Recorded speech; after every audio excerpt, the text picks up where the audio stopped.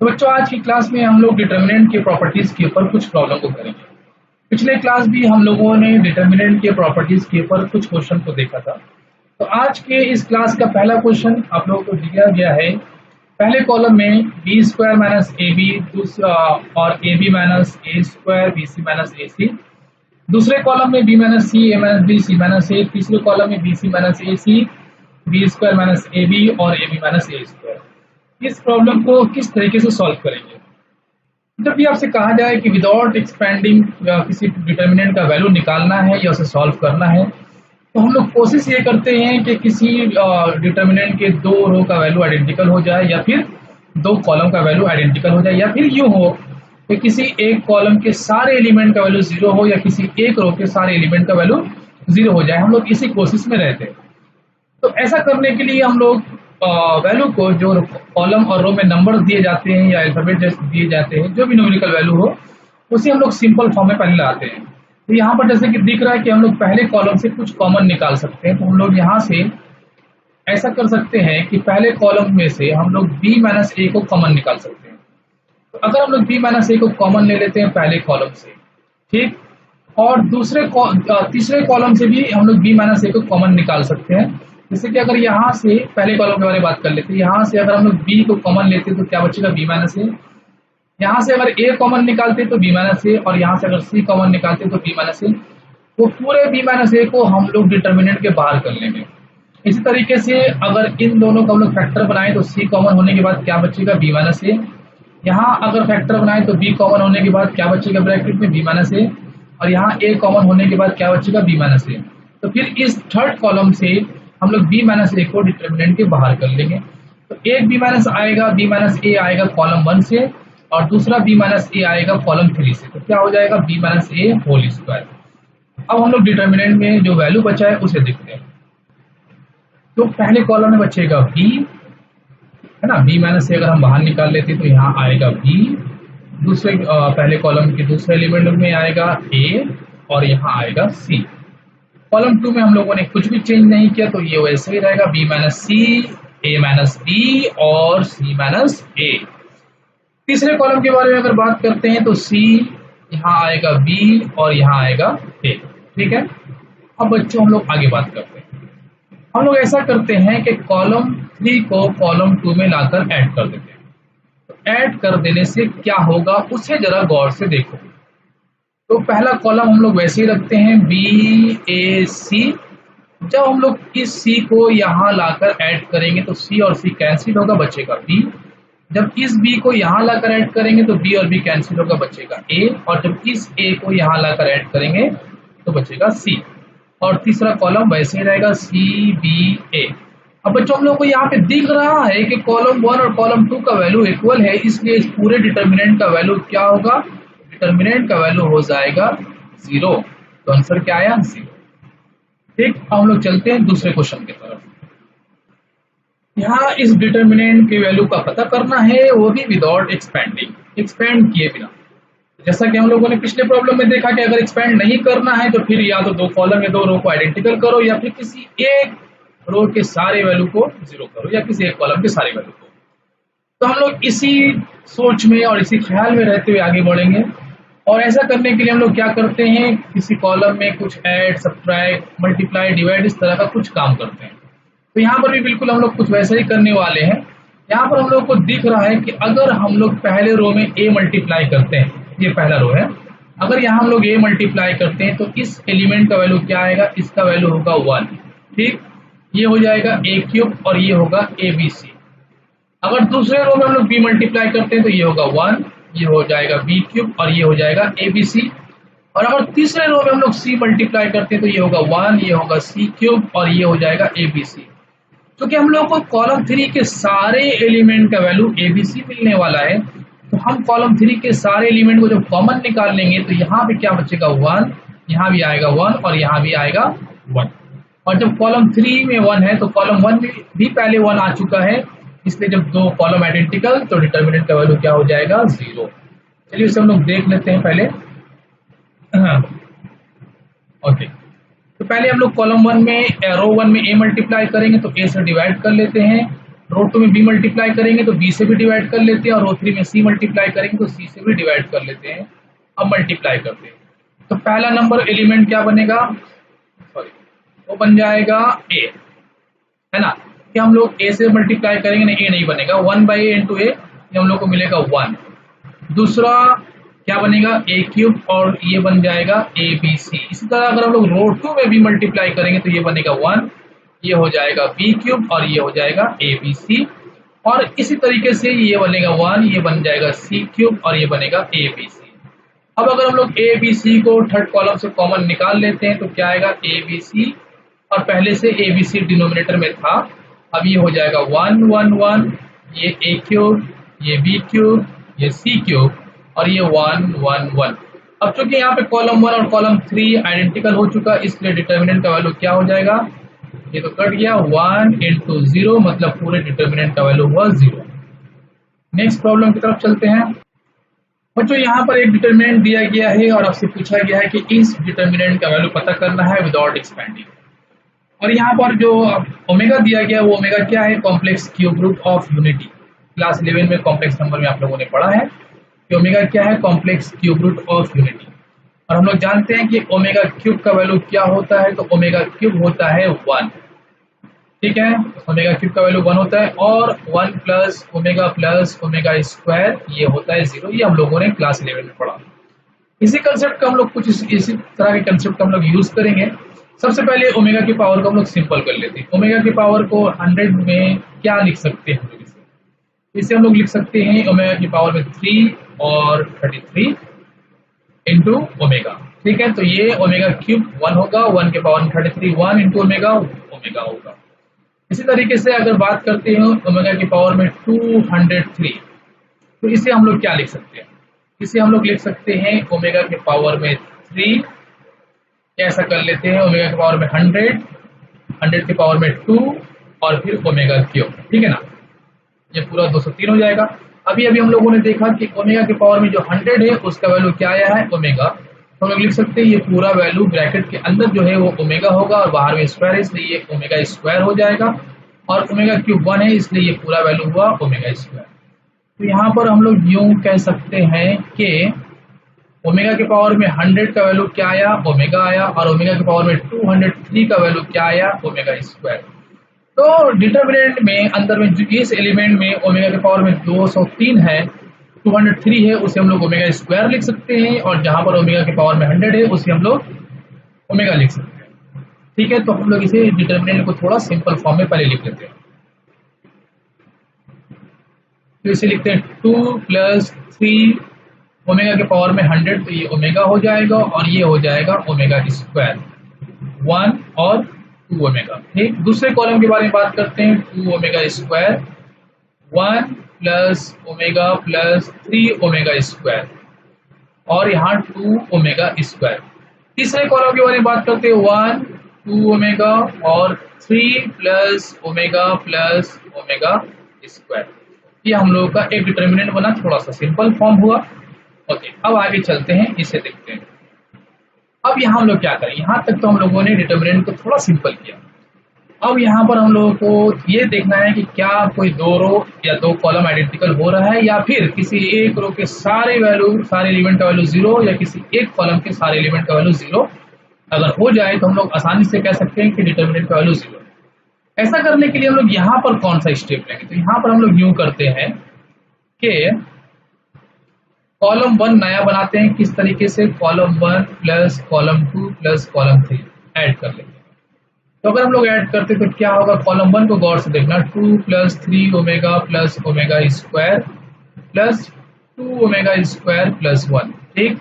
दूसरा एलिमेंट क्या बनेगा, 1 plus omega plus 3 omega square plus 2 omega, और ये क्या होगा, 2 omega plus 2 omega square plus 3 plus omega square. ये हम लोगों का बना कॉलम 1। कॉलम 2 में क्या होगा, कॉलम 2 में अगर हम लोग गौर करते हैं तो कॉलम 2 वैसे ही रहने वाला है, 2 omega square 1 plus omega plus 3 omega square, और नीचे 2 ओमेगा स्क्वायर है, और ये होगा 1 2 ओमेगा और 3 प्लस ओमेगा स्क्वायर।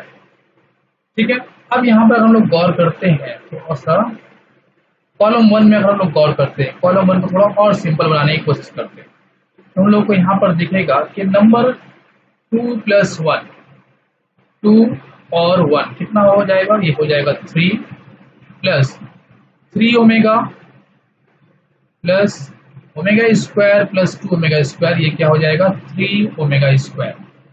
यहाँ अगर देखते हैं हम लोग 1 plus 1 2 omega plus 2 omega 3 omega, तो यहाँ पर 1 प्लस 1 2 नहीं होना चाहिए, 3 होना चाहिए। कुछ एक मिनट क्वेश्चन को जरा देख लेते हैं। 2 प्लस 3 और 1 प्लस ओमेगा 2 ओमेगा, यहाँ पर 1 प्लस 2 ये 2 होगा। ठीक है, इसे 2 लिख लेते हैं और इसे 2 लिख लेते हैं। अच्छा, नीचे आते हैं और इसे 2 कर लेते हैं, तो ये 2 होगा और ये 2 जब हो जाएगा तो फिर हम लोगों को क्या मिलेगा, 1 plus 2 3 plus 3 omega plus 3 omega square. और अगर यहाँ लिखते हैं तो हम लोग को क्या मिल रहा है, 3 प्लस ओमेगा और 2 ओमेगा, ये कितना हो जाएगा 3 ओमेगा और प्लस 3 ओमेगा स्क्वायर, क्योंकि यहाँ ओमेगा 2 ओमेगा स्क्वायर और 1 omega square 3 omega square. Column 2 को वैसे ही लिख देते हैं, 2 omega square 2 plus omega plus 3 omega square और 2 ओमेगा स्क्वायर। और कॉलम 3 के बारे में बात करते हैं, 1 2 ओमेगा 3 प्लस ओमेगा स्क्वायर। ठीक है, अब बच्चों अगर यहाँ पर हम लोग गौर करते हैं कॉलम 1 में, तो अगर हम लोग 3 को कॉमन निकाल लेते हैं, यहाँ से 3, यहाँ से भी 3 और यहाँ से भी 3 कॉमन निकालने के बाद 3 को अगर डिटर्मिनेंट के बाहर कर लेते हैं, तो पहला कॉलम हम लोगों का बन जाएगा 1 plus omega square, 1 plus omega square और 1 प्लस ओमेगा स्क्वायर। कॉलम 2 वैसे का वैसे ही रहेगा और कॉलम 3 भी वैसे ही रहेगा। ठीक, अब इस पूरे का वैल्यू क्या होता है, 1 plus omega square 0, 1 plus omega square 0, 1 plus omega square 0। तो ये 0 और ये 0, कॉलम 2 वैसे ही रहेगा, कॉलम 3 वैसे ही रहेगा। और चूंकि हम लोग जानते हैं कि अगर डिटर्मिनेंट के किसी एक रो के सारे एलिमेंट का वैल्यू 0 हो या किसी एक कॉलम के सारे एलिमेंट का वैल्यू 0 हो, तो पूरे के पूरे डिटर्मिनेंट का वैल्यू क्या होता है 0, तो इसलिए क्या होगा 3 इंटू 0 मतलब। आई होप कि क्वेश्चन आप लोगों को समझ में आया हो। हम लोग चलते हैं अगले प्रॉब्लम की तरफ। डिटर्मिनेंट के इस क्वेश्चन में आपको कहा गया है कि प्रूफ करना है, और वैल्यू तो आपको दिख ही रहा है कि किस तरह का एलिमेंट दिया गया है डिटर्मिनेंट में। बच्चों इस तरह के प्रॉब्लम को हम लोग कैसे सॉल्व करेंगे, इसे हम लोग इस प्रॉब्लम में खास ध्यान देना हम लोग को। तो ये यहाँ पर हम लोग सॉल्व किस तरीके से करना है ये हम लोग देखते हैं। तो हम लोग सिंपल ऐसा करते हैं कि रो 3 को रो 2 में ऐड कर देते हैं, या फिर रो 2 को रो 3 में ऐड कर लेते हैं। जैसा कि यहाँ पे हम लोग पहले देख लेते हैं कि ये किसका फॉर्मूला, कंपाउंड एंगल का फॉर्मूला है। क्लास 11 में आप लोगों ने पढ़ा होगा, साइन ए प्लस बी। ये क्या होता है, ये होता है sign A cos B plus cos A into sine B. ठीक है, ये क्लास 11 का एक फॉर्मूला है। और अब हम लोग बात करते हैं साइन ए माइनस बी के बारे में। तो साइन ए माइनस बी क्या होगा, sign A cos B minus cos A into sine B. और अगर इन दोनों को हम लोग ऐड कर लेते हैं तो ये कैंसिल हो जाने के बाद क्या मिलेगा, 2 साइन ए इंटू कॉस बी। तो इसी तरीके से अगर हम लोग रो 3 को रो 2 में ले जाकर ऐड करते हैं तो ये element sign theta minus 2 pi by 3 यहाँ जाकर ऐड होगा, ये यहाँ ऐड होगा और फिर ये एलिमेंट यहाँ ऐड होगा। तो पहले वाले को तो हम लोगों ने देख लिया कि इसका इन दोनों को ऐड करने से इसका रिजल्ट क्या होने वाला है, 2 साइन ए कॉस बी। ठीक है, और ए क्या है, ए हम लोगों के पास है थीटा और बी क्या है 2 पाई बाई 3। ठीक, इसका रिजल्ट तो हम लोग बाद में देखेंगे। फिलहाल कॉस के बारे में बात कर लेते हैं। कॉस ए प्लस बी का फॉर्मूला क्या होता है, तो इसे हम लोग लिख सकते हैं cos A cos B minus sign A into sine B. इसी तरीके से अगर कॉस ए माइनस बी दिया जाए तो इसे हम लोग लिख सकते हैं cos A cos B plus sign ए और साइन बी। और बच्चों अगर इन दोनों को हम लोग ऐड करते हैं तो ये कैंसिल होगा, हम लोग को मिलेगा 2 cos A cos B। ठीक, इसे आप लोग नोट कर लेना। इन दोनों को ऐड करने से हम लोग क्या मिलने वाला है, 2 cos A cos B। और इन दोनों को ऐड करने से हम लोगों को मिलेगा 2 sin A cos B। और जो रिजल्ट यहाँ मिला है वही रिजल्ट इन दोनों को ऐड करने से भी हम लोग को मिलेगा, अगर इन दोनों को हम लोग ऐड करते हैं। ठीक है, तो अब हम लोग वापस चलते हैं प्रॉब्लम में, इसे थोड़ा सा क्लियर कर लेते हैं।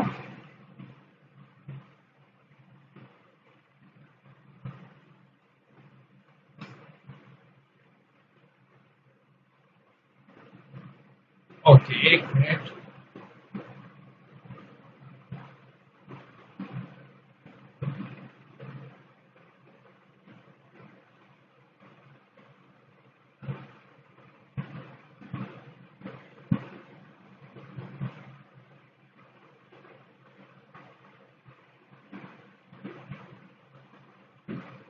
ओके, अब हम लोग ऐड करते हैं रो 2 में रो 3 को, और डायरेक्टली हम लोग रिजल्ट लिखेंगे। ठीक है, तो a इक्वल टू क्या मिलेगा हम लोग को, पहला रो तो वैसे ही रहेगा साइन थीटा।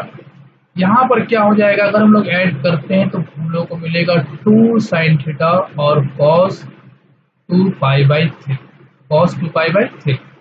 और रो 3 में तो हम लोगों ने कुछ चेंज नहीं किया, तो रो 3 वैसे ही रहेगा sign theta minus 2 pi by 3।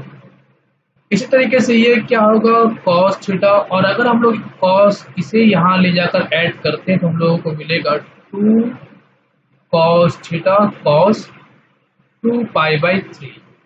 और ये वाला वैल्यू वैसे ही रहेगा cos theta minus 2 pi by 3। Similarly यहाँ पर हम लोग लिख सकते हैं साइन 2 थीटा, और जब इसे यहाँ ले जाकर ऐड करेंगे रो 2 में तो हम लोगों को मिलेगा 2 sine 2 theta into cos 4 pi by 3 फॉर्मूले के हिसाब से। और यहाँ हो जाएगा ये वैसे ही रहेगा sine 2 theta minus 4 pi by 3। ठीक है, अच्छा अब हम लोग आगे चलते हैं और आगे देखते हैं आगे रिजल्ट क्या आने वाला है। सबसे पहले हम लोग यहाँ ये देखते हैं कि cos 2 पाई बाई 3 का वैल्यू क्या होगा। cos 2 पाई बाई 3, क्योंकि cos 2 पाई बाई 3 120 डिग्री से हम लोग लिख सकते हैं cos pi minus pi by 3, और ये होगा माइनस cos पाई बाई 3, और cos पाई बाई 3 का वैल्यू होता है हाफ, तो ये हो जाएगा माइनस 1/2। ठीक है, इसका वैल्यू क्या आने वाला है, cos 2 पाई बाई 3 का वैल्यू होगा माइनस 1/2। अब cos 2 पाई बाई 3 यहाँ भी है और यहाँ भी, चलो ये दोनों सॉल्व हो गया। इसके बारे में देख लेते हैं, cos 4 पाई बाई 3 का वैल्यू क्या होगा। cos 4 पाई बाई 3 को हम लोग लिख सकते हैं cos pi plus pi by 3, और अलाइड एंगल का यूज करके हम लोग लिख सकते हैं ये होगा माइनस cos पाई बाई 3। ठीक है, और पाई बाई 3 फिर से हाफ होता है cos पाई बाई 3, तो ये होगा फिर से माइनस 1/2। तो यहाँ पर अगर हम लोग इसका वैल्यू देखते हैं तो ये भी माइनस 1/2 हो रहा है, और ये वैल्यू भी माइनस 1/2 हो रहा है, और ये वैल्यू भी माइनस 1/2 हो रहा है। ठीक है, ओके, अगर हम लोग माइनस 1/2 सब जगह पुट कर लेते हैं cos 2 पाई बाई 3 और 4 पाई बाई 3 की जगह पर, तो ये क्या होगा, ये होगा साइन थीटा, और ये होगा 2 साइन थीटा इंटू माइनस 1/2। ठीक है, और ये वैसे ही रहेगा sign theta minus 2 pi by 3। इसी तरीके से हम लोग सेकंड कॉलम को लिख सकते हैं cos theta 2 cos theta into minus 1/2, और ये वैसे ही रहेगा cos theta minus 2 pi by 3। Similarly ये वाला होगा साइन 2 थीटा, इसे हम लोग लिख सकते हैं 2 साइन 2 थीटा माइनस 1/2, और इसे हम लोग और ये वाला क्या रहेगा, वैसे ही होगा sine 2 theta minus 4 pi by 3। ठीक है यहाँ तक, ओके। अब हर एक वैल्यू में से सेकंड रो में से अगर हम लोग देखते हैं तो ये 2 कैंसिल, ये 2 कैंसिल, और ये 2 और 2 कैंसिल। और सेकेंड रो में हर एक एलिमेंट के पास माइनस साइन है, तो माइनस को अगर हम लोग बाहर निकाल लेते हैं तो निकाल लेने के बाद हम लोगों के पास क्या बचेगा उसे देखते हैं। तो हम लोगों को मिलेगा माइनस बाहर ले आने के बाद पहला रो तो वैसे ही रहेगा साइन थीटा कॉस थीटा, और ये साइन 2 थीटा। ठीक है, ओके, दूसरे रो के बारे में बात करते हैं। दूसरे रो में क्या चेंजेस होगा, बस माइनस कॉमन निकाल लिया हम लोगों ने, तो साइन थीटा बचेगा, ये बचेगा कॉस थीटा, और ये होगा साइन 2 थीटा। ठीक, और तीसरे रो में तो हम लोगों ने कुछ नहीं किया, इसलिए उसे वैसे ही लिखते हैं, sine theta minus 2π/3 cos theta minus 2π/3, और ये थर्ड वाला क्या होगा, साइन 2 थीटा माइनस 4π/3। बच्चों अगर यहाँ गौर करो तो आप लोगों को दिख रहा है कि रो 1 और रो 2 का वैल्यू आइडेंटिकल है। सारे वैल्यू को अगर आप गौर से देखो तो आपको दिखेगा कि ये पूरा वैल्यू और ये पूरा वैल्यू इक्वल है। तो पूरे डिटर्मिनेंट का वैल्यू क्या होने वाला है, 0, इसलिए पूरे डिटर्मिनेंट का आंसर क्या हुआ, 0। यही हम लोगों को प्रूव करने को कहा गया था। हम लोग चलते हैं अगले प्रॉब्लम की तरफ। यहाँ पर दो डिटर्मिनेंट दिया गया, मतलब एक डिटर्मिनेंट को, या ऐसा लिख देते हैं कि आपको कहा गया है कि इस डिटर्मिनेंट को प्रूव करना है, इस डिटर्मिनेंट से ये डिटर्मिनेंट का फॉर्म तैयार करना है, हम लोग ऐसा कह सकते हैं। तो यहाँ पर एक्सपेंड तो करना है नहीं, क्योंकि एक्सपेंड करने से हम लोग को वैल्यू मिलता है, लेकिन यहाँ पर डिटर्मिनेंट से डिटर्मिनेंट बनाना है। ठीक, तो मतलब यहाँ भी विदाउट एक्सपेंडिंग ही हम लोग काम करेंगे। तो करेंगे क्या, हम लोग यहाँ पर सिंपल सा कंसेप्ट लगाते हैं, ये C1 है, ये C2 है और ये C3 है। तो सिंपल सा कंसेप्ट हम लोग ये यूज करेंगे कि एक नया C1 तैयार करेंगे। किस तरीके से, C1 प्लस C2, C1 में C2 को ऐड कर लेते हैं और C3 को माइनस कर देते हैं। ऐसा करने से क्या होगा उसे हम लोग देख लेते हैं। अगर हम लोग ऐड करते हैं तो हम लोगों को मिलेगा एक डिटर्मिनेंट। मान लेते हैं कि ऐड कर देने से क्या होगा कि B प्लस C से साइड में देख लेते हैं पहले, B प्लस C में ऐड करेंगे C प्लस A। ठीक है, ये वाला B प्लस C और C प्लस A ऐड हुआ, और माइनस क्या होगा, माइनस A माइनस B। इस वैल्यू को हम लोग लाकर माइनस करेंगे, तो A और A कैंसिल, B और B ये भी कैंसिल, तो हम लोग को 2C मिलने वाला है। ठीक है, तो यहाँ पर हम लोग लिख सकते हैं कि ये वाला वैल्यू होगा 2C। इसी तरीके से अगर हम लोग A प्लस B और B प्लस C को ऐड करने के बाद A प्लस B और ऐड करेंगे B प्लस C में, और माइनस करेंगे C और A को, तो A और A कैंसिल, C और C भी कैंसिल, बचेगा हम लोग को 2B। उसी तरीके से थर्ड वाले में क्या होगा, C plus A plus B minus B minus C, तो C B और C कैंसिल, तो हम लोग को मिलेगा 2A। और इसे वैसे ही लिख लेते हैं, C plus A B plus C और A प्लस B, और ये भी वैसे ही रहेगा, A plus B C plus A और B प्लस C। हम लोग क्या कर सकते हैं, हम लोग को दिख रहा है कि हम लोग 2 को कॉमन निकाल सकते हैं। तो अगर हम लोग 2 कॉमन ले लेते हैं यहाँ पर, तो हम लोगों को क्या मिलेगा, इसे देख लेते हैं। 2 कॉमन लेने के बाद 2 को कॉमन निकाल लेते हैं। 2 कॉमन लेने के बाद हम लोग को मिलेगा यहाँ पर C, ये होगा B और ये हो जाएगा A। ठीक है, और ये तो वैसे ही रहेगा, C plus A B plus C और A प्लस B। ठीक, इसे थोड़ा सा क्लियर कर लेते हैं। ओके, और थर्ड वाला कॉलम क्या होगा, थर्ड वाला कॉलम भी वही रहेगा, A plus B C plus A और B प्लस C। ठीक है, अच्छा, अब यहाँ पर हम लोग क्या करेंगे कि अगर हम लोग कॉलम 1 को कॉलम 2 में लाकर माइनस कर देते हैं तो क्या हो जाएगा, तो डिटर्मिनेंट का वैल्यू कुछ इस तरीके का हम लोग को दिखेगा, C B A, ये तो वैसे ही रहा। ये जब यहाँ जाकर माइनस होगा तो ये हो जाएगा A, ये बनेगा C और ये बनेगा B। ठीक है, और ये A plus B C plus A और B प्लस C वैसे का वैसे ही रहा। अब हम लोग क्या करेंगे, कॉलम 2 को कॉलम 3 में ले जाकर के अगर माइनस करते हैं तो क्या मिलेगा हम लोग को, 2 C B A C B, और ये क्या हो जाएगा बच्चों, ये हो जाएगा B, ये हो जाएगा A और ये हो जाएगा C। ठीक, अब हम लोग यहाँ पर एक काम करते हैं, क्योंकि हम लोगों को प्रूफ करना था। प्रूफ में देख लो, अगर आप गौर से देखो तो आप लोगों को दिखेगा कि हम लोगों को ये प्रूफ करना है पहले कॉलम में A C B, लेकिन हम लोग का A C B नहीं आया बल्कि C B A आया। तो हम लोग को ये रो कॉलम 2 को कॉलम 1 में ले जाना है और कॉलम 3 को कॉलम 2 में लाना है। ठीक है, और ये कॉलम 3 को यहाँ लेकर जाना है, कॉलम 1 को कॉलम 3 में लेकर जाना है। कॉलम 1 कहाँ जाएगा, कॉलम 2 में, कॉलम 3 में। कॉलम 2 कहाँ जाएगा, कॉलम 1 में। ठीक है, फिर से सब समझाते हैं, फिर से समझ लो जरा सा। क्या करना है हम लोग को, एक मिनट एक बार थोड़ा सा देख लेते हैं कि हम लोगों के पास जो भी वैल्यू आया डिटर्मिनेंट में, अगर हम लोग गौर करते जो हम लोग को प्रूफ करना था, पहले कॉलम में क्या था ACB, लेकिन वो ACB कहाँ है, दूसरे कॉलम में, तो दूसरे कॉलम को हम लोग को पहले कॉलम की तरफ लेके जाना है। फिर BAC कहाँ चाहिए हम लोग को, दूसरे कॉलम में, लेकिन है कहाँ वो, तीसरे कॉलम में, तो इसे यहाँ लाएंगे। मतलब इस तरह के हम लोग कॉलम कॉलम में इंटरचेंज करना है। तो पहला हम लोग ये कर लेते हैं कि कॉलम 2 को कॉलम 1 से इंटरचेंज कर लेते हैं, ठीक है। तो अगर हम लोग कॉलम 2 को कॉलम 3 से इंटरचेंज करेंगे तो एक माइनस बार में आएगा, ठीक। तो पहले कर लेते हैं -2 और कॉलम 1 क्या बनेगा, ACB, ये हो जाएगा CBA और कॉलम 3 तो वैसे ही रहेगा BAC, ठीक।